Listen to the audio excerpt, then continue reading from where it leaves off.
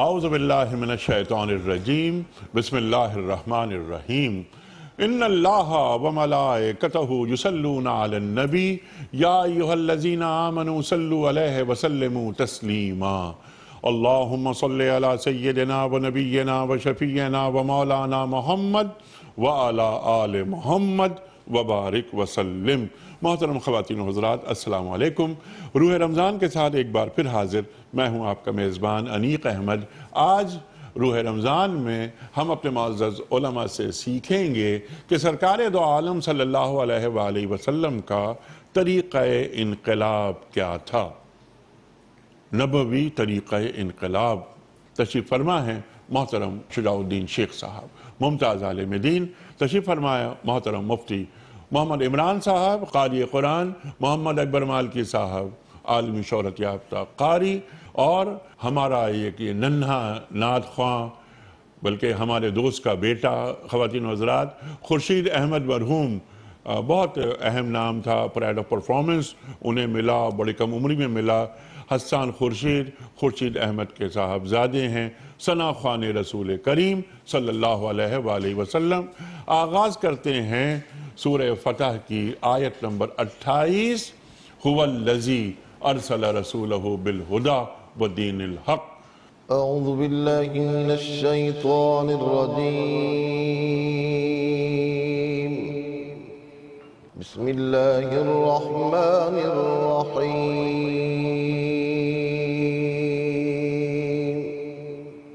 هو الذی ارسل رسولہ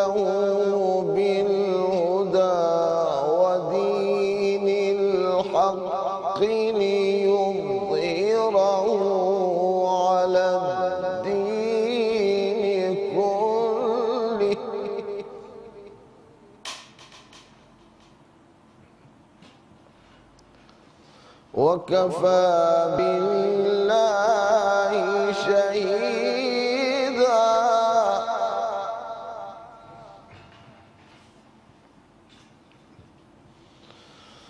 بسم اللہ الرحمن الرحیم۔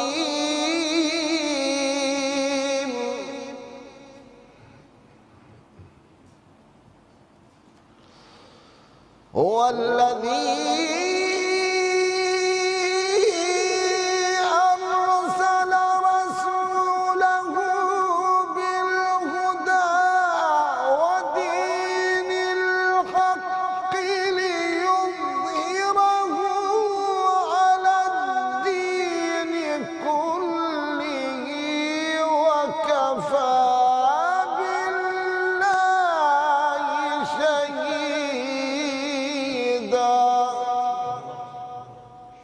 أرسل رسوله بالهدى ودين الحق،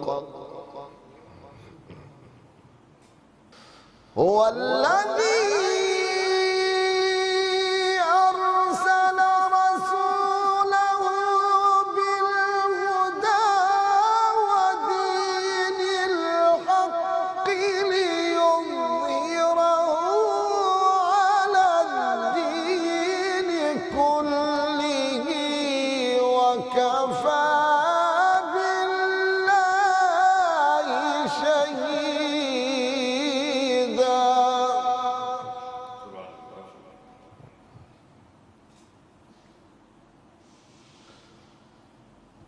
ليظهره على الدين كله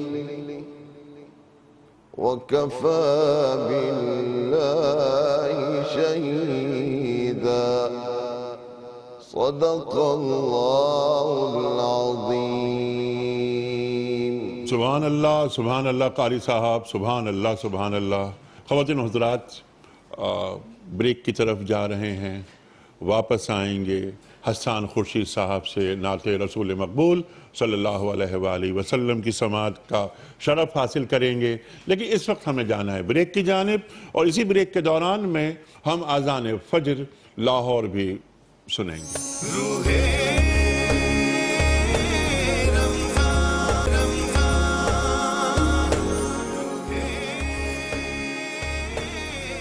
ویلکم بیک خواتین و حضرات، روح رمضان میں ایک بار پھر خوش آمدید۔ تشریف فرمائے محترم مولانا شجاع الدین شیخ صاحب، محترم مفتی محمد عمران صاحب، قاری قرآن محمد اکبر مالکی صاحب اور ذرہ خان رسول کریم صلی اللہ علیہ وآلہ وسلم محترم حسان خورشید صاحب۔ وقت ہے نعت رسول مقبول صلی اللہ علیہ وآلہ وسلم کی سماعت کا۔ بارگاہ رسالت میں عقیدت کے پھول نچھاور کریں گے محترم حسان خورشید۔ کوئی مثل مصطفیٰ کا کبھی تھا نہ ہے نہ ہوگا، کوئی مثل مصطفیٰ کا، کوئی مثل مصطفیٰ کا کبھی تھا نہ ہے نہ ہوگا، کسی اور کا یہ رتبہ، کسی اور کا یہ رتبہ کبھی تھا نہ ہے نہ ہوگا، کبھی تھا نہ ہے نہ ہوگا، کوئی مثل مصطفیٰ کا۔ انہیں خلق کر کے نازا ہوا خود ہی دست قدرت، انہیں خلق کر کے نازا ہوا خود ہی دست قدرت، کوئی شاہکار ایسا، کوئی شاہکار ایسا کبھی تھا نہ ہے نہ ہوگا، کبھی تھا نہ ہے نہ ہوگا، کوئی مثل مصطفیٰ کا۔ میرے دامن طلب کو ہے انہی کے در سے نسبت، کسی اور در سے رشتہ کبھی تھا نہ ہے نہ ہوگا، کبھی تھا نہ ہے نہ ہوگا، کوئی مثل مصطفیٰ کا۔ سر حشر ان کی رحمت کا سبھی ہی میں ہوں طالب، مجھے کچھ عمل کا دعویٰ، مجھے کچھ عمل کا دعویٰ کبھی تھا نہ ہے نہ ہوگا، کبھی تھا نہ ہے نہ ہوگا، کبھی تھا نہ ہے نہ ہوگا، کوئی مثل مصطفیٰ کا کبھی تھا نہ ہے نہ ہوگا۔ ماشاءاللہ حسان، خوش رہیے خوش رہیے، سبحان اللہ سبحان اللہ سبحان اللہ سبحان اللہ۔ شیخ صاحب آغاز کرتے ہیں، موضوع ہمارا انقلاب نبوی صلی اللہ علیہ وآلہ وسلم کی روح طریقہ۔ انقلاب ایک خطے میں آیا، دنیا بھر میں چھا گیا، اللہ اکبر، اور آپ صلی اللہ علیہ وآلہ وسلم کے حیات میں، حیات طیبہ میں اللہ تعالیٰ نے ایسا کروا کے دکھا دیا۔ انقلابات دنیا بھر میں آتے ہیں، آتے رہیں گے، دونوں انقلابوں میں کیا فرق ہے روحانی طور پر، معنوی طور پر کیا مفاہیم ہیں انقلاب کے؟ نحمد و نصلی علی رسول الکریم بسم اللہ الرحمن الرحیم. بڑا اہم عملی اور بڑا وسیع موضوع ہے اور بہرحال اس پر کچھ گفتگو ہو سکے گی. مفتی صاحب بھی تشریف فرمائے ہمارے ساتھ. جہاں تک یہ سوال ہے کہ وہ انقلاب جو رسالت مآب صلی اللہ علیہ وسلم نے برپا فرمایا اور بقیہ جو ماضی کے چند قریبی انقلابات سے ہم واقف ہیں، کیا بنیادی فرق ہے؟ تو مجھے کبھی لیمرٹائن کے الفاظ یاد آتے ہیں جو فرینچ ایک مورخ گزرا ہے، اس سے بڑا پیارا انالیسس کیا. وہ کہتا ہے کہ اگر مقاصد کی عظمت اور وسائل کی کمی اور نتائج کا حیرت انگیز ہونا، کیا بات ہے، مقاصد کی عظمت، وسائل کی کمی اور نتائج کا حیرت انگیز ہونا، یہ اگر کسی شخصیت کے کام کو پرکھنے کے معیارات ہوں، کیا بات ہے، تو بتاؤ تاریخ انسانی میں کون ہے جو محمد صلی اللہ علیہ وسلم کے قریب بھی کہیں دکھائی دیتا ہو؟ اللہ اکبر، اللہ اکبر. اچھا، رسالت مآب علیہ السلام کو تو ان ٹریبیوٹس کی کوئی ضرورت نہیں ہے، لیکن کیا کہیں کہ وہ کہتے ہیں کہ الفضل ما شہدت بہ الاعداء، فضیلت تو یہ کہ دشمن بھی عظمت کا اعتراف کرے.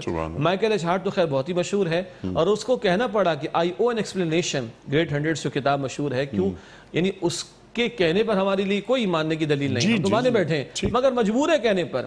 میں کرسچن ہونے کے باوجود کیوں پہلے نمبر پر ان کو دیکھتا ہوں کہ he is the only person supremely successful in both the human and secular levels, یعنی بلکہ ریلیجس اینڈ سیکولر لیولز. بلکہ آپ کی اجازت سے ہمیں تو اعتراض ہے اس پر، مائیکل ہارٹ پر، کہ اس نے تیسرے نمبر پر عیسیٰ علیہ السلام کو کیوں رکھا. جی بالکل، لیکن اس بحث کو تو ابھی رہنے دیجئے، مجھے اس سے بڑھ کر اعتراض ہے. اچھا جی، وہ ڈنڈی تو مارتے ہیں نا، وہ کہتے ہیں ہی از دی اونلی پرسن. میں تو پروفٹ مانتا ہوں، ہاں بالکل، ڈنڈی تو ادھر ہے. لیکن پھر ہم کہیں گے کہ بیچارہ پھر بھی مجبور ہے کہ نمبر 1 پر لا کر یہ کہتا ہے کہ خالص مذہبی سطح پر اور خالص انسانی سطح پر، سیکولر سطح پر اگر کامیاب ترین کوئی بیک وقت ہے وہ محمد صلی اللہ علیہ وسلم ہے. آپ دنیا کے بڑے بڑے فاتحین کو دیکھ لیں، فتوحات کی تو کثرت دکھائی دے گی، روحانیت پہ زیرو سے بھی نیچے ہیں. ٹھیک.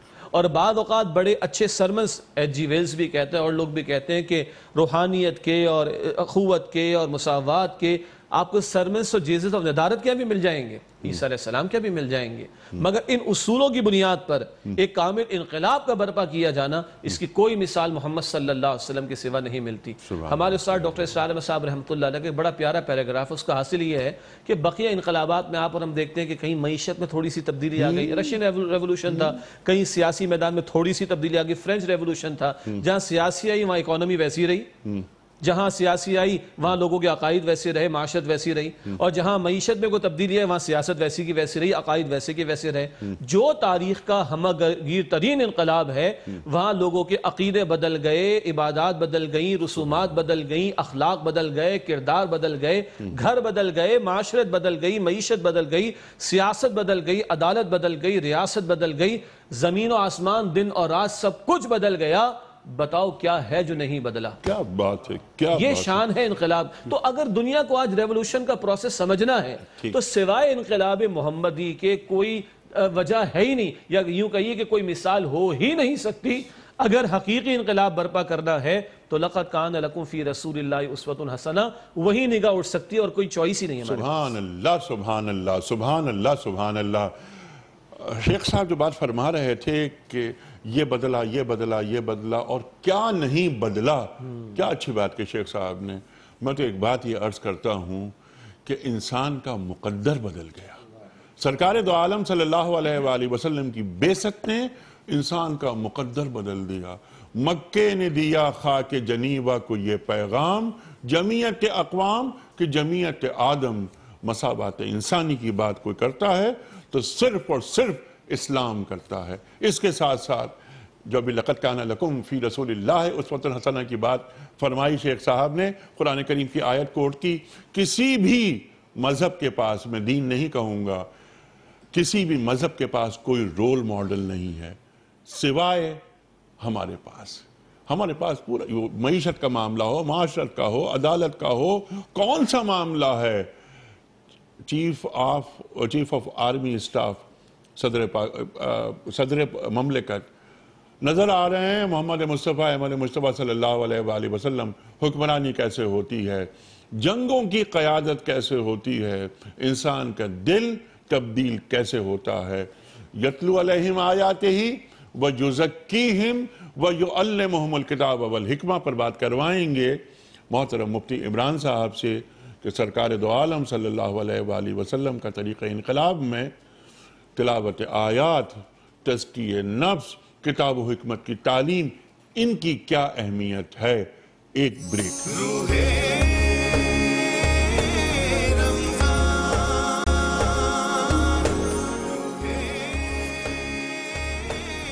ویلکم بیک خواتین و حضرات، روح رمضان میں ایک بار پھر خوش آمدید۔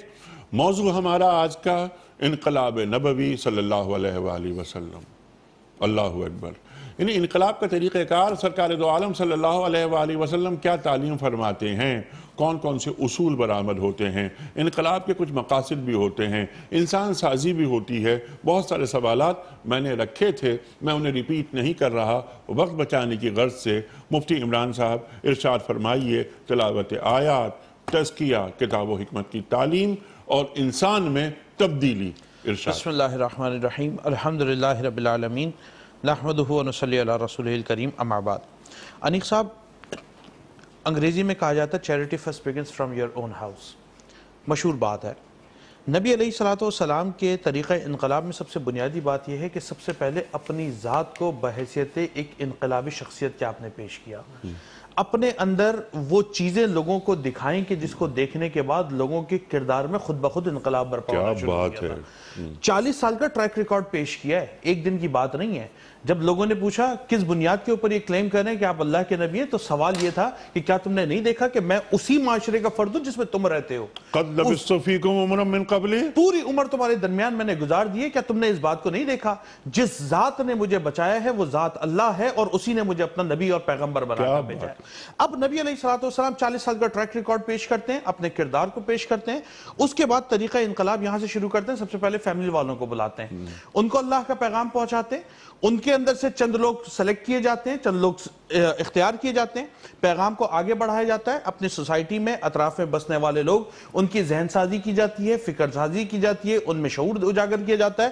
اس کے بعد جب وہ قافلہ بننا شروع ہوتا ہے، یقیناً معرکے آئے ہیں، پریشانیاں آئی ہیں، تکلیفیں آئی ہیں، ہم سب کو پتا ہے، it's not a big deal. Target بڑا ہے، میسج بڑا ہے، فکر بڑی ہے، اور جس منزل پر پہنچنا ہے وہ منزل بڑی ہے۔ تمام مسائل کو فیس کیا جاتا ہے، تقریباً 13 سال کا عرصہ ہے، مکے میں تکالیف اٹھاتے ہیں۔ اس کے بعد مدینہ طیبہ آتے ہیں، اسٹیٹ بنائی، پاور میں آئے، اس کے بعد پوری دنیا کے حکمرانوں کو دعوت دینی شروع کری کہ اللہ کی طرف آ جاؤ۔ یک کے بعد دیگرے لوگ آتے چلے گئے، لوگ ملتے گئے، قافلہ بنتا گیا، اور پھر وہ مقام آیا کہ قل جاء الحق وزهق الباطل وکان باطلا زہوقا، ان الباطل کان زہوقا، ان الباطل کان زہوقا، اس باطل کو جانا ہے، وہ اسٹیج آ جاتی ہے۔ یہ ہے وہ نبی علیہ السلام کا طریقہ کار۔ فرد سے بات شروع کی، خاندان میں گئی، خاندان سے معاشرے میں گئی، معاشرے سے پوری دنیا کے اندر انقلاب برپا ہو گیا۔ جو ٹولز استعمال فرمائے وہ ٹولز بڑے غور طلب ہیں۔ وہ ٹولز وہی ہیں جو آیت کریمہ آپ نے تلاوت فرمائی کہ یتلو علیہم آیاتہ ویزکیہم ویعلمہم الکتاب والحکمہ۔ ٹولز تلوار نہیں ہے، ٹولز کو دیکھیں تو وہ کوئی اور چیز نہیں ہے، نہ وہ کوئی سائنٹیفک ریولوشن ہمیں نظر آ رہی ہے، نہ کوئی معیشت کی ریولوشن نظر آ رہی ہے، نہ کوئی اور قسم کا ٹول استعمال ہوتا نظر آ رہا ہے۔ بنیادی ٹول کیا ہے؟ یتلو علیہم آیاتہ، اللہ کی آیتوں کی تلاوت کرنا شروع کرتے ہیں۔ سبحان اللہ۔ گویا یتلو علیہم آیاتہ ویزکیہم ویعلمہم الکتاب والحکمہ وہ ٹولز ہیں جن کے ذریعے وہ ہماگیر انقلاب برپا کیا جا سکتا ہے۔ ہماگیر انقلاب جس جانب اشارہ کیا تھا شیخ صاحب نے اپنی گفتگو میں۔ اب دیکھیں قرآن حکیم کی آیات کی تلاوت شروع ہوتی ہے، اس کے بعد فرد کو بیٹھا کر اس کا تزکیہ کیا جاتا ہے، اس میں شعور اجاگر کیا جاتا ہے کہ تو اللہ کا بندہ ہے، دنیا میں آنے کے کچھ مقاصد تھے، بے مقصد تجھے دنیا میں نہیں بھیجا گیا، تو دنیا میں آیا ہے اللہ کا خلیفہ بن کر، اور خلیفہ کا کام یہ ہوتا ہے کہ وہ نائب ہوتا ہے اور منیب کی عدم موجودگی میں منیب کے احکامات کو نافذ کرنے والا ہوتا ہے۔ جب لوگوں میں یہ شعور اجاگر ہو گیا تو قافلہ بڑھتا گیا، گرو اسٹرانگ ہوتا چلا گیا۔ اس کے بعد وَيُزَكِّيهِمْ کے بعد وَيُعَلِّمُهُمُ الْكِتَابَ وَالْحِکْمَةَ، اب ان کو قرآن کی تشریحات بیان کی جا رہی ہیں، احادیث نبوی صلی اللہ علیہ وسلم اور دروس کے ذریعے، اپنی سیرت کے ذریعے ان کے سامنے ایک کردار پیش کیا جا رہا ہے، اور اس کے بعد ان کو کہا جا رہا ہے پورے عالم کے اندر پھیل جاؤ اور اس پیغام کو عام کرو جو پیغام تمہارا رسول اللہ کی جناب سے تم لوگوں کے لیے لے کر آیا۔ اب میرا سوال آپ کی خدمت میں یہ ہے کہ سرکار دو عالم صلی اللہ علیہ وآلہ وسلم کو جو انقلاب مطلوب ہے ہم سے، کیا اس کے لیے ضروری ہے کہ یہی پروسیس جو آپ دونوں حضرات نے بیان فرمایا اس پر پہلے عمل کیا جائے، یعنی انسان سازی کی جائے، آدم سازی کی جائے، تبھی ہم اس انقلاب کی شاہراہ پر قدم رکھ سکتے ہیں۔ دیکھیں انیس صاحب، امت جو ہے نا اس کے اندر لفظ امت کے اندر ہی وحدت کا کانسیپٹ پایا جاتا ہے۔ جب تک وحدت امت نہیں ہوگی مسئلہ حل نہیں ہوگا۔ اور امت کی بائنڈنگ فورس کیا ہے؟ امت کی بائنڈنگ فورس صرف ایک ہے، وہ ہے کلمہ لا الہ الا اللہ محمد رسول اللہ۔ میرا سوال وہ کلمہ ہوگا؟ میرا سوال یہ بالکل نہیں ہے، میں آپ کی بات سے اتفاق کرتا ہوں۔ امت لا الہ الا اللہ، امت تو نکلا ہی سے ہے نا۔ میرا سوال سمپل یہ ہے کہ جس انقلاب کی آپ نے بات کی اور ہم بات کر رہے ہیں ہم سب، اس انقلاب کے لیے وہ طریقہ کار جو قرن اولیٰ میں اختیار کیا گیا، میں اسی نقطے پر آ رہا ہوں کہ جب کلمے کے اوپر امت اکٹھی ہوگی تو اب کلمے کے اندر پیغام کس کا چلے گا؟ پیغام چلے گا اللہ کا، اور وہ پیغام کیا ہے؟ وہ قرآن حکیم ہے۔ ادھر ہی آیات کی تلاوت ہوں گی، وہی فرد سازی کرنی پڑے گی جو یزکیہم کا معاملہ ہے، اور جب کردار سازی ہوگی تو اس کے بعد جب یہ امت آگے بڑھ کر کام کرے گی تو اب وہ کوئی بھی میدان ہو، خواہ سیاسی ہو، سماجی ہو، معاشی ہو یا معاشرتی ہو، اس کے اندر اسی طریقہ کار کا نفاذ کیا جائے گا جو قرآن کے ذریعے نبی علیہ السلام کی سیرت کے ذریعے ہم تک پہنچا ہے۔ اس کے بعد ہی انقلاب آ سکتا ہے، اس کے بغیر انقلاب لانا ممکن نہیں۔ سبحان اللہ، سبحان اللہ۔ حضرت امام مالک رحمۃ اللہ علیہ کا قول یاد آیا۔ آپ فرماتے ہیں جس طرح امت کے اول دور کی اصلاح ہوئی تھی، امت کے آخری دور کی اصلاح بھی اسی طریقے سے ہوگی، اسی انداز سے ہوگی۔ خواتین و حضرات، ایک بریک۔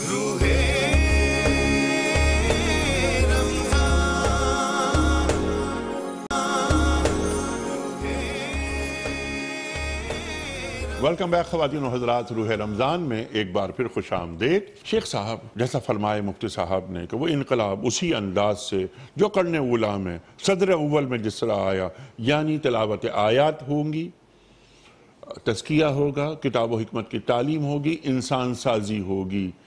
افراد کے ذہن کو بدلے بغیر، افراد سازی بغیر، جیسے آپ نے افراد کی کردار سازی کے بغیر ہم چاہیں کہ اوپر سے کوئی تبدیلی آ جائے تو وہ تبدیلی اگر یوں آئے گی تو یوں چلی بھی جائے گی، وہ پائیدار نہیں ہو سکتی۔ ٹھیک ہے، کیا موجودہ جمہوری نظام کے ذریعے ہم وہ انقلاب حاصل کر سکتے ہیں جو ہمارے دین کو مطلوب ہے؟ اب تو اس موجودہ جمہوری نظام کے حامی بھی یہ کہتے ہوئے دکھائی دیتے ہیں کہ چہرے نہیں، نظام کو بدلو، حالانکہ خود اس نظام کا حصہ ہیں، اس میں وہ سیاست میں آتے بھی ہیں اور سارے کام بھی کرتے ہیں، پھر بھی آخر میں کہتے ہیں کہ چہرے نہیں، نظام کو بدلو۔ البتہ ایک چھوٹی سی لائن ڈرا کر رہے ہیں، پاکستان کا معاملہ تھوڑا سا ڈیفرنٹ اس لیے ہے کہ بہرحال ہم نے اس کو اسلام کے نام پر لیا تھا۔ یہ الگ بحث ہے کہ آج تک 70 سال ہو گئے، کچھ لوگ پھلجھڑیاں چھوڑتے ہی رہتے ہیں، اور ابھی بھی ایک صاحب نے پھلجھڑیاں کچھ دنوں پہلے چھوڑی تھیں، تو میں تو عرض کیا کرتا ہوں کہ ان حضرات کیونکہ وہ دادا اور نانا کی ایج کے ہیں کہ ان کے پوتے پوتی اور نواسی نواسی آج بھی اسکولوں میں جاتے ہیں تو پڑھ کے پتہ کیا آتے ہیں؟ پاکستان کا مطلب کیا؟ لا الہ الا اللہ۔ یہ ایک تماچا ایسے لوگوں پر جو پاکستان کو لبرل پاکستان دیکھنا یا سیکولر پاکستان دیکھنا یا بنوانا چاہتے ہیں۔ البتہ ہم نے کیونکہ اسلام کے نام پر لیا تھا، نمبر 2 ہم نے یہاں طے کیا تھا 1949 کے اندر کہ sovereignty belongs to Allah subhanahu wa ta'ala and no legislation would be made repugnant to the Quran and Sunnah۔ اس ملک میں کوئی قانون سازی قرآن و سنت کے خلاف نہیں ہوگی۔ ہوتا کیا رہا ہمارے سامنے ہے، یہی آئین موجود ہے، اسلامی دفعات اس میں موجود ہیں، اللہ کی حاکمیت اس میں لکھی ہوئی ہے، قرآن و سنت کی بالادستی ہوگی یا اس کے خلاف قانون نہیں ہوگا، وہ بھی لکھا ہوا ہے، مگر ہمارے سود بھی چلتا ہے، بے حیائی بھی چلتی ہے، سارے دھندے چلتے ہیں۔ تو یہ بالکل ایسے ہی جیسے ہماری عظیم اکثریت مسلمانوں کی ہے، ہم کلمہ گو مسلمان ہیں مگر ہم بے نمازی بھی دیکھتے ہیں لوگوں کو، ہم سود کھاتے بھی دیکھتے ہیں۔ اسی طرح ملک بھی اسلام کے نام پر ہے، کلمہ اس نے پڑھا ہوا ہے، مگر جیسے ہم مسلمان ہیں اور بے عمل بھی ہیں، ایسے یہ پاکستان ہے تو اسلامی مملکت، مگر ویسے ہی اسلام اس کے اندر دکھائی دے رہا ہے جیسے کہ ہم مسلمانوں کا طرز عمل ہے۔ حاصل کلام ہے کہ یہاں پہ ایک انتخابی عمل چلتا رہا، اس کے نتائج ہمارے سامنے ہیں، مگر اب یہی سمجھ آتی ہے بات کہ یہ وہ فیزیبل راستہ نہیں ہے جس سے انقلاب برپا ہو سکے۔ ہم جس بات کے قائل ہیں وہ ایک تحریک کا راستہ ہے، مگر اس تحریک میں ہمارے پیش نظر کوئی توڑ پھوڑ اور اپنے لوگوں کی دکانیں جلانا، جائیدادیں برباد کرنا قطعا نہیں، لیکن ایک مطالبہ اس بات کا کہ یہ رب کی زمین ہے اور یہ ملک ہم نے رب کے نام پر لیا تھا اور اس ملک میں رب کا نام بالا ہونا چاہیے اور اس کے احکامات اور اس کے پیغمبر کی تعلیمات کا نفاذ ہونا چاہیے۔ ہم اس تحریک والے راستے کے لیکن اس کے لیے جیسا آپ دونوں حضرات نے ہمیں تعلیم کیا قرآن کریم کی روشنی میں کہ انسان سازی، تزکیہ، کیا وہ ہو رہا ہے؟ نہیں ہو رہا۔ میں تو یہ عرض کروں اس تحریک کے چلانے والے کون ہوں گے؟ اللہ کی مدد باغیوں کے لیے نہیں ہے، اللہ کی مدد نافرمانوں کے لیے نہیں ہے۔ معاف کیجئے گا، بے نمازی ہوں، سود خور ہوں، بے حیائی کے دھندے کرنے والے ہوں اور یہ سمجھے کہ اللہ کی مدد ہمارے شامل حال ہو جائے گی، تو بابا ایسا ہونے والی بات نہیں ہے۔ اللہ قرآن میں بھی کہتا ہے مجھ سے دعا بھی کرنی، تو شرط اس نے بتائی ہے، اذا سألک عبادی عنی فإنی قریب اجیب دعوت الداعی اذا دعان۔ آگے کیا ہے؟ فَلْيَسْتَجِيبُوا لِي وَلْيُؤْمِنُوا بِي لَعَلَّهُمْ يَرْشُدُونَ۔ اے میرے نبی علیہ السلام فرما دیجئے جب میرے بندے آپ سے میرے بارے میں سوال کریں، بے شک میں قریب ہوں، شہرک سے بھی زیادہ، جب جب پکارنے والا مجھے پکارے کہ میں اس کی دعا کو سنوں گا، مگر انہیں چاہیے میرا حکم تو مانیں اور مجھ پر ایمان تو رکھیں۔ ان اللہ مع الذین اتقوا، اللہ کی مدد ان کے ساتھ جن میں تقوی ہو۔ تو میں آپ مفتی صاحب اس پیج پر جمع ہیں کہ افراد کو اللہ والا بنانا، افراد کو قرآن والا بنانا، ان پر محمدی رنگ چڑھانا صبغت صلی اللہ علیہ وآلہ اور وسلم، صبغت اللہ کا جن رنگ، پر محمدی رنگ چڑھ گیا ان پر اللہ کا رنگ خود بخود غالب آ جاتا ہے۔ انتم العالون ان کنتم مؤمنین، تم ہی غالب رہو گے اگر تم مومن ہوئے۔ یہ اصل اور پہلی بنیادی سیڑھی اور محنت ہے جس سے اس تحریک کی طرف لوگوں کو بڑھایا جائے گا۔ ایک شعر آپ کی اجازت سے مختصر، ارشاد خدا کے کام، کیونکہ شعر میں کم ہی سنا پاتا ہوں آپ کو پتہ ہے کہ خدا کے کام دیکھو بعد کیا ہے اور کیا پہلے، نظر آتا ہے مجھ کو بدر سے غار ہیرا پہلے۔ سبحان اللہ، سبحان اللہ۔ جب مفتی صاحب نے بات فرمائی نا کہ اپنا کردار پیش کیا، نبوت کی دلیل میرا کردار، فقط لبثت فیکم عمرا من قبلی افلا تعقلون، میں نے تم میں ہی عمر گزاری، تم نے مجھے کیسا پایا۔ وہی پھر قول یاد آیا، وہی امام مالک رحمۃ اللہ علیہ کا کہ صدر اول میں جس طرح امت کی اصلاح ہوئی تھی اسی طرح امت کی اصلاح ہوگی اس آخری دور میں۔ خواتین و حضرات، بہت اہم گفتگو فرمائی شیخ صاحب نے، ایسا نہ ہو کہ قولی اقرار ہو اور عملی انکار۔ ہم مانتے ہیں، کون ہے جس کے گھر میں قرآن کریم موجود نہیں، لیکن کیا قرآن کریم گھر میں نافذ ہے؟ دل پر نافذ ہے، ذہن میں نافذ ہے، معاشروں پہ نافذ ہے، ریاست میں نافذ ہے، جیسا فرمایا شیخ صاحب نے۔ اگر نہیں تو پھر کیا ہوگا؟ اس پر گفتگو کریں گے محترم مفتی عمران صاحب۔ فی الحال ہمیں جانا ہے ایک بریک کی جانب۔